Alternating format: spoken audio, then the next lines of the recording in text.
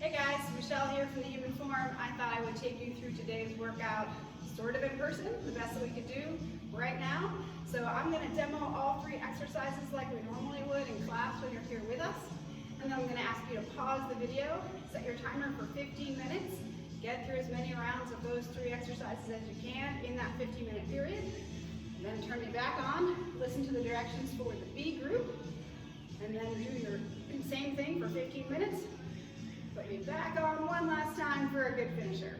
All right, so let's get started with our A group. We're gonna start out with some split squats. So you can do that body weight, not holding a kettlebell or dumbbell, or holding a kettlebell or whatever you have at home for weight to use at this time. Split squats, we're gonna start out in a 90-90 position. So this knee is right underneath this hip, this ankle's right underneath this knee. Make sure you're not too close and not too far. All right, so from here, you're gonna push through the heel and the big toe of your front foot, stand yourself up until your legs are almost straight, and then make sure you're sitting back down into, in this case, my right leg. My right leg is doing about 80% of the work here. My left leg just serves as a kickstand. So be sure you don't sit back into that back leg. Lean forward, load the front leg. If in class you've done reverse lunges, that's gonna be an option for you today as well. You can, again, hold the kettlebell goblet style. You can hold it down by your dumbbells down by your sides. You can grab whatever you have around the house for extra weight as you need. You're going to stay with the weight all on one leg. You're going to sit back and stand up. Again, front leg, doing all the work. Back leg, just like a little bit of a kickstand there, keeping the tempo for you. Once you get all your reps on one side, you're going to switch and do the other side. So for the split squat and the reverse lunge variation, we're going to do 8 to 10 reps on each leg. The other option you have, if you're really feeling like loaded reverse lunges still aren't enough for you, we're going to give you a forward and reverse lunge combo. So you're going to step forward, work the front leg, push through that leg to stand back up, take that same leg, put it behind you. This time I'm working the opposite leg. So I'm moving my left leg the whole time. Right?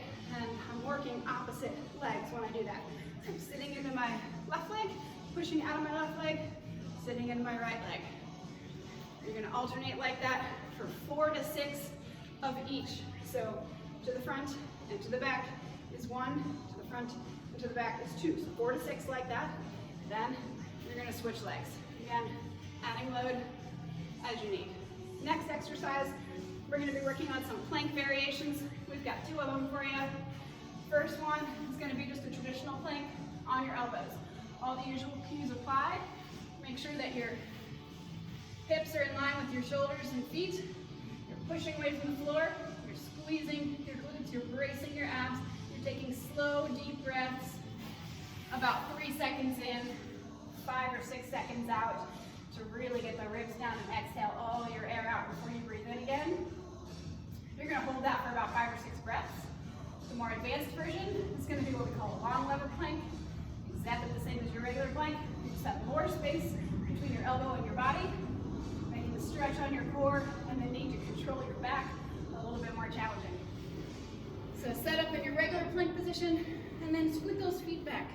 See how far you can go, how great of an angle you can get at your shoulders while still keeping good plank form. No hips up in the air, no sagging down. Keep them nice and in line with your shoulders, pushing away from the floor. Still holding that for your same 5 to 6 breaths, playing around with how long or how wide you can get and still maintain good form. Those are way harder than they look. Then the last exercise we're going to do are going to be some RDL variations. So traditional RDLs, Romanian deadlifts, slight knee bend, kettlebell between your legs with your shoulders back and down. Don't let it pull you forward. Feet are about hip width or so.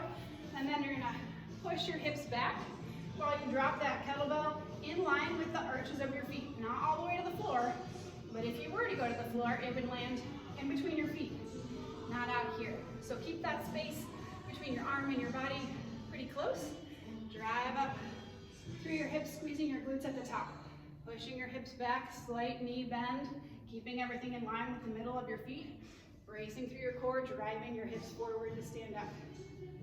When you're at the bottom here, your back is nice and flat. You're not rounded. You're not out here. Control that kettlebell with your lats. Control the upward portion with your hips and glutes. Second variation is going to be a kickstand RDL. So all the cues are the same as your regular RDL. We're just going to split your stance a little bit. So you want your back foot to kind of be in line with the back of your front foot, or a little bit behind that heel. I'll switch so you can see better. This foot, my right leg, is the working leg, and it stays the same as our RDL. Foot firmly planted, knee bent slightly, hips are in line with each other, and you're going to push your hips back, nice flat back, still in line with the arch of my foot, using my right hip to stand myself up. So my left leg here just serves as a kickstand, hence the name, kickstand RDL. The other side, if you need a different visual, looks like this. This leg stays the same throughout the whole motion. I don't bend at my knee a whole lot more.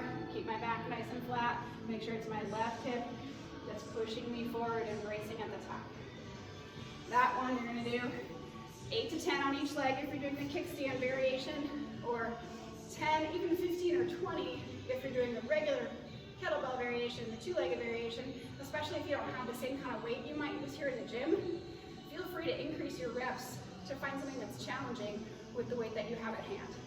So now you're going to pause this video, you're going to set your timer for 15 minutes, you're going to do all 3 exercises, and then you're going to come back and find me when you're done. All right, you done? I've just been hanging out here waiting for you. No, just kidding, I'm getting ready to set up a side plank. So first variation of side planks. Elbows are right underneath your shoulder. Make sure you're not too far out or too far in. Get stabilized with your elbow underneath your shoulder, palm on the floor. My feet are in line with my hips. My knees are bent, maybe 45 degrees. So you don't want to be up here or back here. Act as if you were against a wall with your back, your hips, and your feet.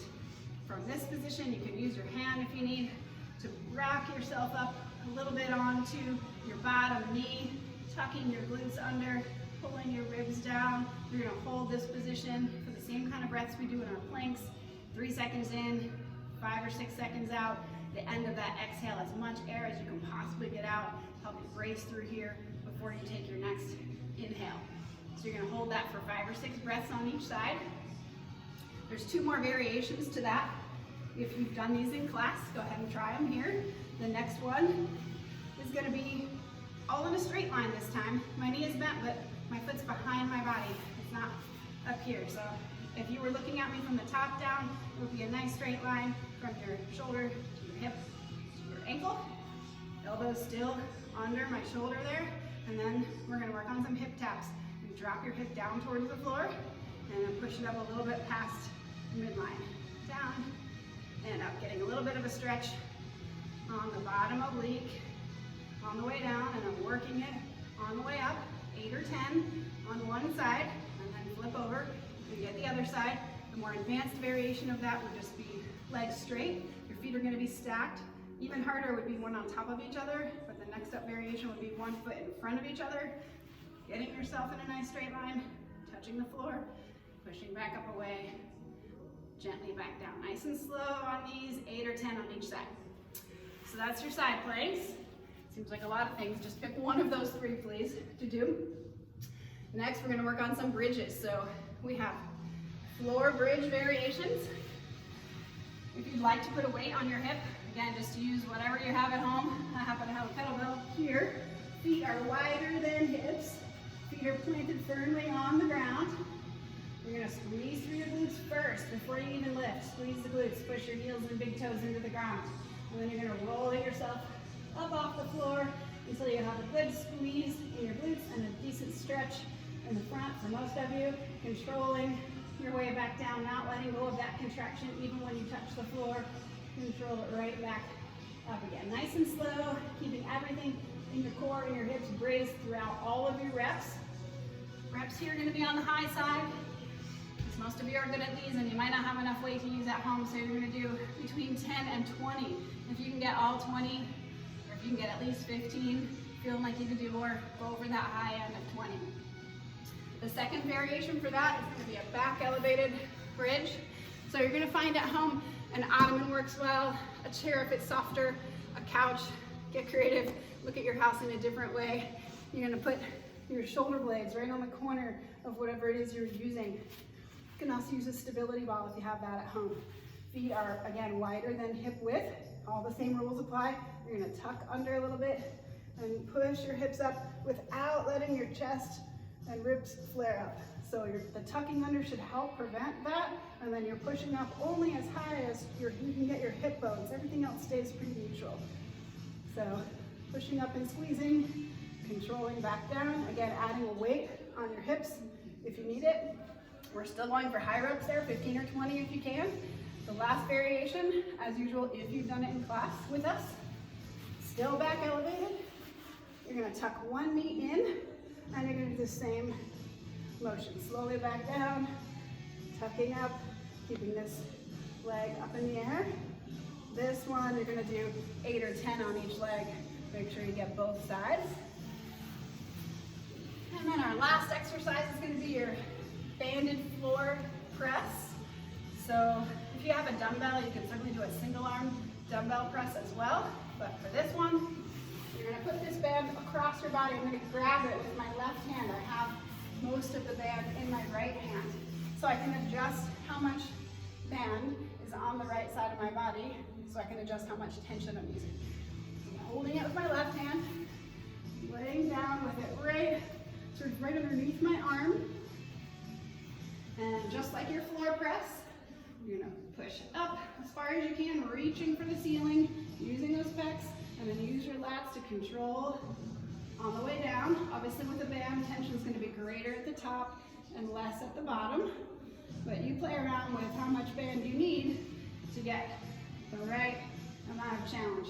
Control on the way up and control on the way down. And then you're gonna switch sides. We're gonna get 8 to 10 on each side. So again, you're gonna pause this video, set your timer for 15 minutes, get through all 3 of those, come back and find me for the finisher. All right, you ready for your finisher? Now that I look at it, I'm kind of regretting this one. I filmed it for you the other day. I'm gonna do it in person again for you today just because I feel like I should suffer along with you. But we're gonna do Tabata style squats and burpees. So you're gonna get 20 seconds of your squats, 20 seconds of your burpees, with 10 seconds rest in between. If you don't have a timer or it's not as convenient for you to time, you could always do it for reps, probably between 10 and 15 squats, and I would say 8 to 12 burpees, depending on how quick you are for them. So we're gonna set up goblet style if you need a weight. Certainly you can go body weight. You're gonna get in your squats for time or for reps. When you're done, you're gonna drop your weight if you have it. Give yourself 10 seconds or so of rest, and then we're gonna drop down either into an elevated burpee or a regular burpee. Use furniture at home if you need to be elevated. Hands down, feet out, feet in, stand up. If you wanna get crazy and add some jumping in, you can, but that'll be up to you, so you can't blame me. All right, that's it for our workout today. Let me know how you think about this format, if it works better for you than the links. We're gonna try to get in person with you a little bit more often.